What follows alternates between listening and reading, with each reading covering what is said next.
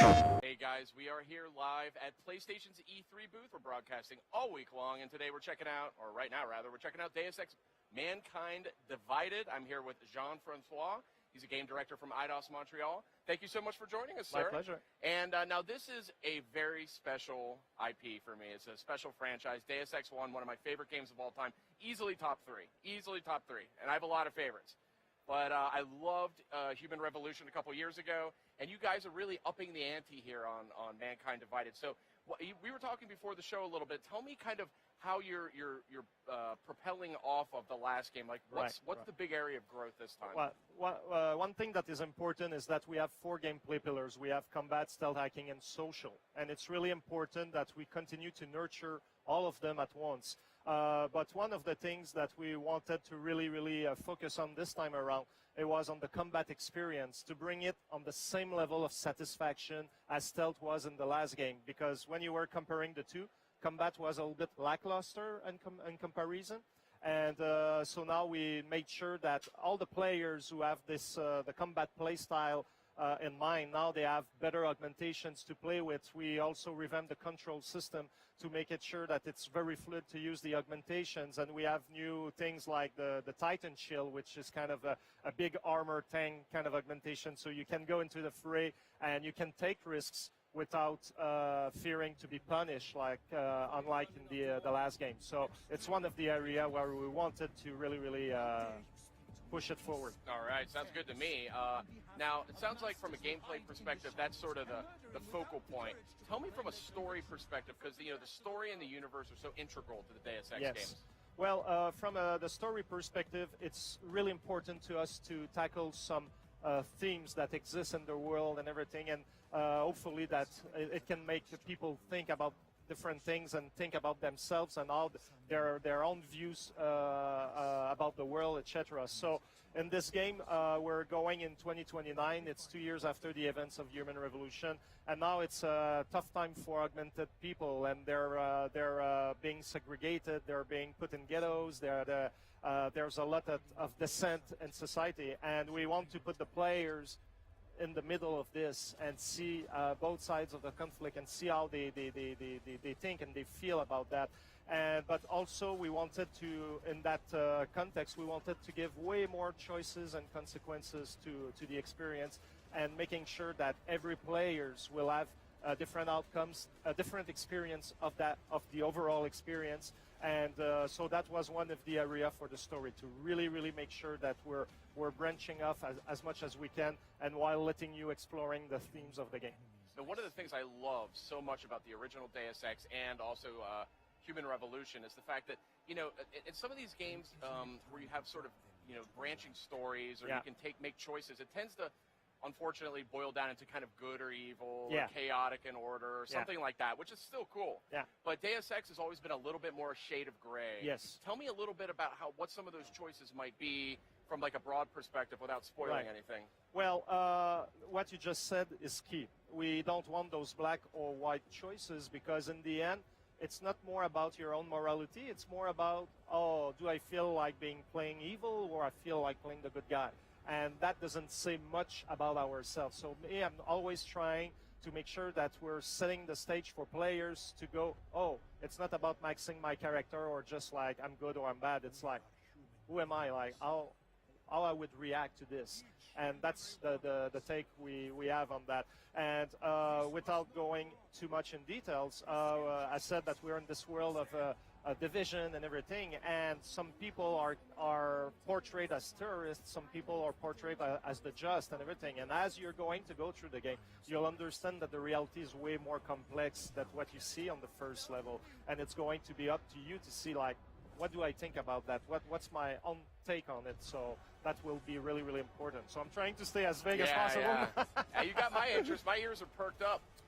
Tell me a little bit about where the protagonist, Adam Jensen, like, where does he fit in at all this? Right. So Adam Jensen is no longer working for Serif Industries. We're 2 years in the future. Like I said, the world changed, and now he works for an international counter-terrorist unit and his goal is to stop the chaos in the world. But he also has a personal agenda. He's trying to go at the people in the shadows that are shaping the world the way it is, and the same people who they made that guy, Adam Jensen. And through this international agency, he thinks that he can get closer to them and eventually stop them. All right, very cool. So, being a huge fan of the original Deus Ex, having all these sort of classic, like monumental, just iconic characters and organizations, like whether it's UNATCO or some of these other groups. Yeah. Do you think there's going to be, or are you guys planning a little bit of a convergence in a sense? Because, I mean, these games are set on a timeline that is before the original Deus Ex. Yes. Without spoiling, obviously, and there were a few nods in the last game. Do you feel like you're sort of setting the stage in some ways? It's a very interesting question.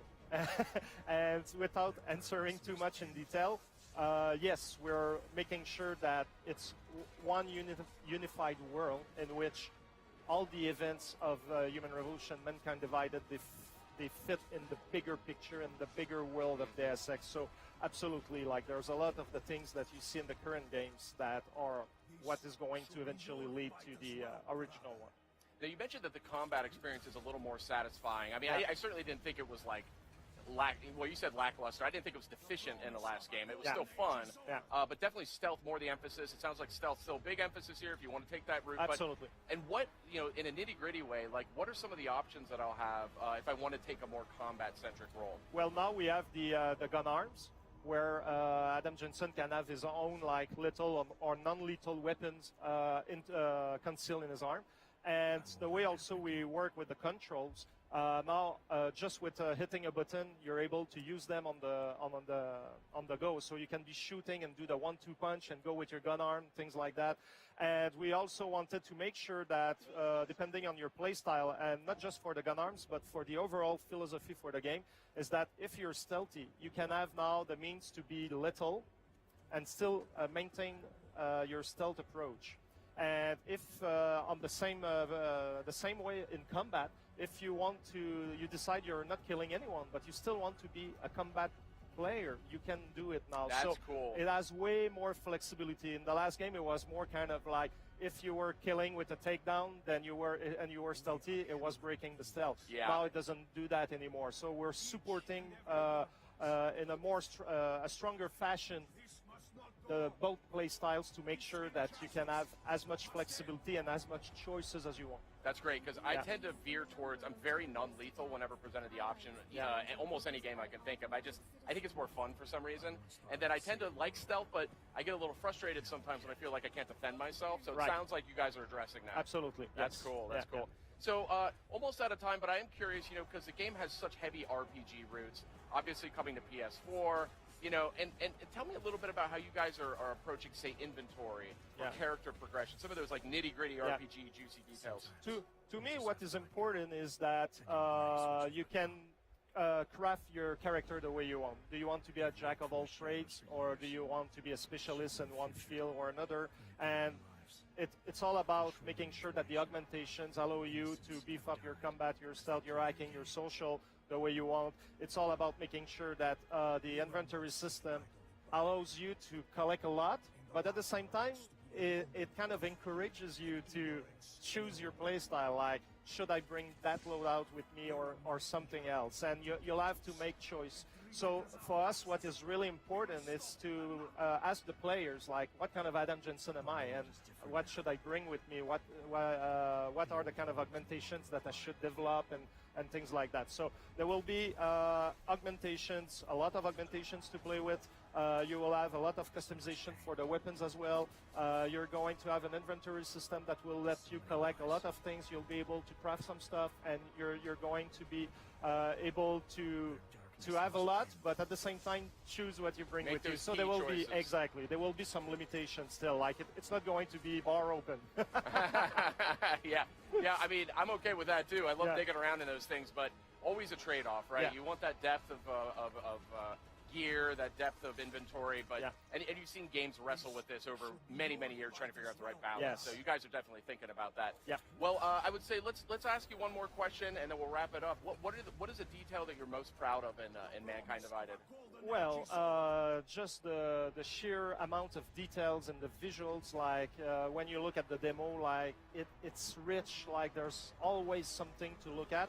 And what is cool is that for us, the show don't tell and the visual experience is as important as the rest, because it tells the same story as the rest of the game, but in a different way, and it's complementary. And if you're the kind of player that likes to observe and try to find all the little things, you can learn a lot about the world. It can also give you hints in gameplay and things like that. So what we were able to achieve this time around is amazing, and that's one of the things I'm really proud of. And I got to think that next-gen hardware is really helping you bring it in a whole new way. Big time. Yeah, I bet. Hey, thanks so much for talking us My through pleasure. Deus Ex Mankind Divided. Up next, we are going to check out Rainbow Six Siege. You won't want to miss that one, so stay tuned.